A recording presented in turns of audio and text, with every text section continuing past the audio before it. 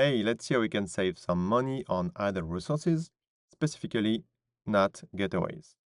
As usual, it will be easy to fix it. So first, what is an idle getaway? So it's idle when it has no or minimal traffic despite running regularly and still incurring the hourly charge. So usually you have your NAT getaway here in the VPC. It's between the instances, EC2 instances, which are in private subnet, and the internet. So you're gonna need some traffic in the NAT gateways to make it work. You can check on AWS, VPC service, NAT gateway section, and if you see in monitoring 0 on packets out or bytes out, for example, you can be sure it's idle. Warning here, it may remain idle for security reason, for example, for failover strategy.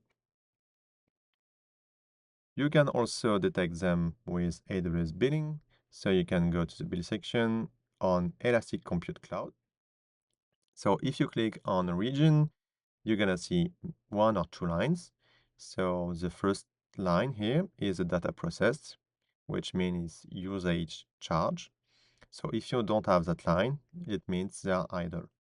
And you also have here the hourly charge.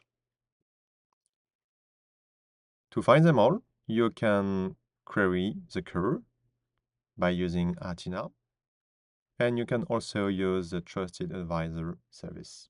So to do that, you go on Cost Optimization section and then click on Inactive NAT Gateways. So you see here, I have like 16 of them and only 10 of them are inactive. It's a warning there. And you can be sure that by seeing the total bytes from destination and from source, which are equals to 0 compared to a big number here. To fix it, it's really easy. You just have to select your NAT gateway, click Action, and delete NAT gateway.